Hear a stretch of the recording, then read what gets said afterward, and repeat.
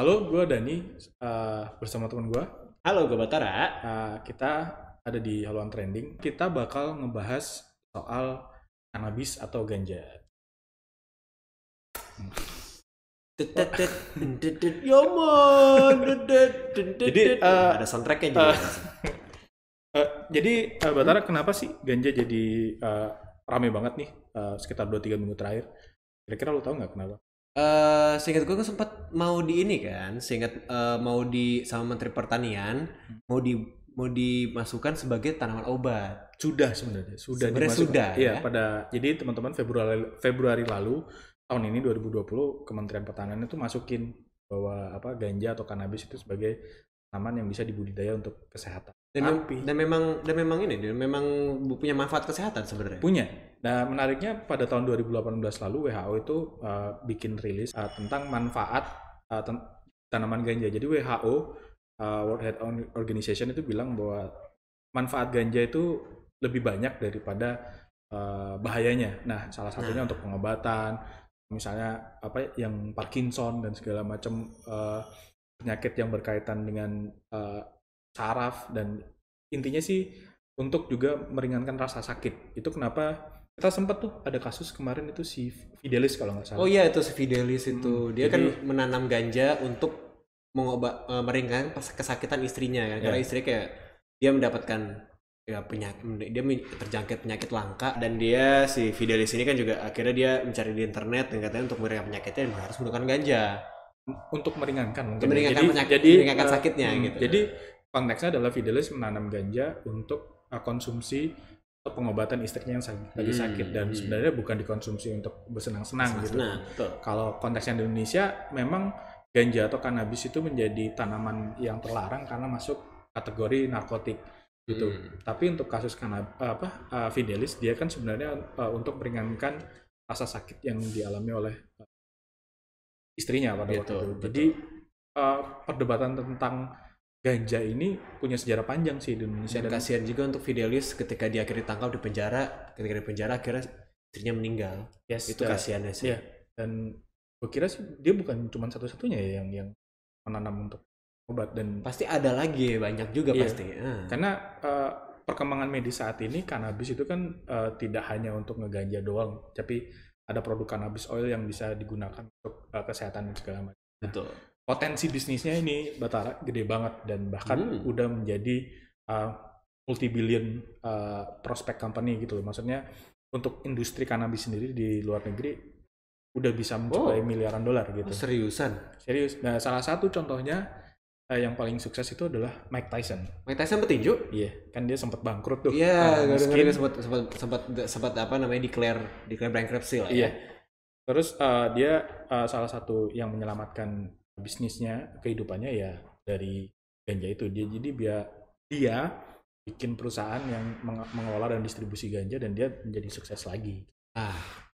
Jadi itu potensi bisnisnya memang kencang ya? Kencang sih.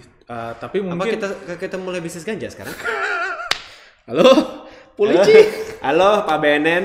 Halo, polisi. Itu sih kembali ke publik sih, atau teman-teman sekalian, dan mungkin sejauh ini sih kayak Kementerian Pertanian bersama LIPI juga, LGN ya. LGN ya. Nah itu mungkin bisa melakukan riset secara komprehensif bagaimana sih pemanfaatan ganja untuk medis, dan juga untuk misalnya untuk diolah jadi industri yang lebih gede. Dan gue yakin sih produk kita nggak kalah sih. Ya mungkin buat teman-teman yang belum tahu, Liga Ganja Nusantara itu lebih kayak misalnya komunitas yang mengedukasi tentang sisi lain dari pemanfaatan ganja dan segala macam gitu. Jadi dan mereka bagusnya sih punya banyak bahan riset saintifik yang ditulis dengan metode ilmiah, untuk kemudian hasilnya itu bukan cuma sekedar lu pakai ganja cuma buat giting doang gitu, enggak, tapi memang mereka punya riset mendalam untuk pemanfaatan kesehatan dan segala gitu. Berarti memang benar ya kalau misalnya ganja itu malah manfaatnya justru banyak sebenarnya. Banyak. Jadi WHO sendiri kan tadi seperti yang gue bilang, mereka merilis bahwa manfaatnya itu banyak banget, dan banyak negara di dunia yang sudah melegalkan, seperti di Amerika, dan gue nggak tahu lagi mana lagi. Yang di Asia Tenggara mungkin Thailand yang akan melegalkan ganja sebagai tanaman bukan untuk rekreasi, tapi mungkin untuk medis. Jadi ada rekreasi itu buat seneng-seneng gitu, mabok. Nah kalau medis itu buat obat dan segala Pengobatan. macam. Nah, tapi bagaimana dengan BNN ini yang sangat menentang sekali pelegalan ganja ini gitu? Mungkin kalau gua ngelihatnya sih BNN ini lebih ke masalah regulasi dan peraturan. Jadi kalau Regulasi misalnya peraturan. kita bisa mengeluarkan ganja dari tanaman golongan 1, misalnya bahwa oh ganja ini tidak lagi setara seperti meth atau apa heroin atau gua nggak tahu sih jenis-jenis narkoba apa aja yang golongan 1. Nggak pernah sih. Iya kita anak baik-baik. Anak baik-baik kok. Percaya deh. Mabok aja nggak pernah. Jadi Iya kita nggak pernah mabuk kok. Percaya deh. kalau misalnya ganja udah keluar dari itu, terus ada regulasi atau pemerintah udah mencabut, mungkin kita bisa banget tuh. Dan sebenarnya kalau mau ngelihat tren di dunia itu ada usaha untuk melakukan dekriminalisasi. Kalau di Amerika, ya jadi di Amerika itu kan salah satu negara dengan narapidana terbesar di dunia, bahwa populasi narapidananya itu gede banget dan kebanyakan orang-orang yang ditahan itu karena petty crime ya, jadi punya 2 linting ganja atau ganja. Itu bukan yang maksudnya kayak masuk rehab apa? Iya, tapi kan kalau di Amerika juga ada institusi yang kayak misalnya rehab itu kan kalau misalnya lu pengguna. Ya. Kalau misalnya lu dituduhnya jadi bandar gitu kan, BD gitu, ya. Kalau 2 linting gitu kan biasanya kayak dianggap pengguna kan biasanya. Kalau di sini kan dihitung dari jumlah yang dimiliki gitu kan standarnya. Gue sih nggak tahu, tapi mungkin kayak gitu. Jadi kalau misalnya hukum di kalau hukum Indonesia ya bedanya pemakai sama bandar itu dilihat dari ini dari jumlah yang dimiliki, lebih dari berapa gram udah dianggap sebagai pengedar. Gitu. Kalau misalnya kurang dari berapa gram akan dianggap sebagai pengguna aja gitu, biasanya sih gitu. Cuman yang gue bingung nih sebenarnya kalau BNN kan berpegang pada Undang-Undang Nomor 35 tahun 2009 tentang narkotika gitu kan.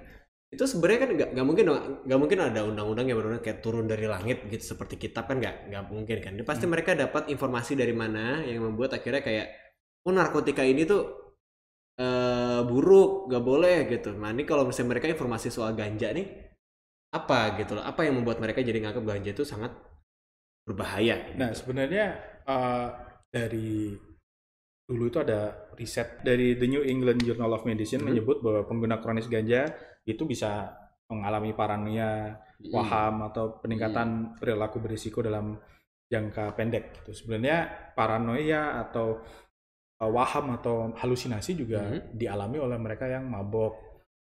Mabok agama juga enggak ya? Aduh. Jadi seperti itu sih sebenarnya. Itu halu banget sih mereka sih. Jelas, itu udah jelas ya. Gitu. Tapi kalau misalnya tapi kan itu kalau mereka bilang kalau dalam penggunaan yang kronis gitu kan. Atau dalam jumlah banyak yang waktu yang lama gitu. Ya kita minum air putih kebanyakan juga bocor juga badan gitu kan. Iya sih, jadi moderate using gitu ya penggunaan. Ya dan kalau misalnya penggunaan yang ditakar dan emang berdasarkan resep dokter ya harusnya nggak ada masalah harusnya. Nah kan? Itu jadi menarik karena sebenarnya ada satu negara di Eropa yang melegalkan sebuah jenis narkoba sebagai. Negara mana tuh? Portugal. Portugal. Jadi, iya itu. Ayo kita ke Portugal sekarang.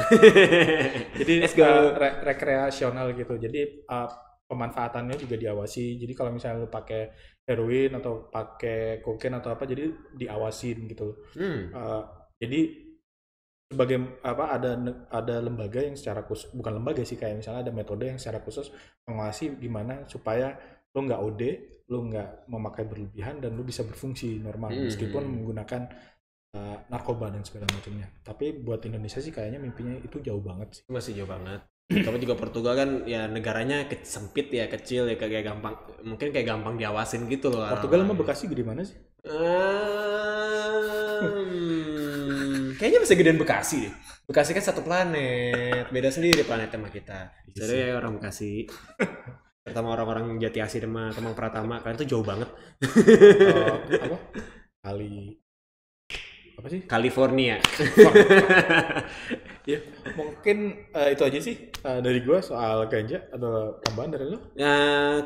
Kalau dari gue juga nggak ada. Tapi bagaimana kalau dari kalian?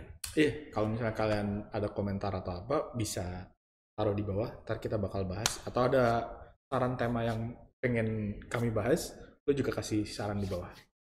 Terima kasih. Sampai ketemu lagi di Haluan Trending.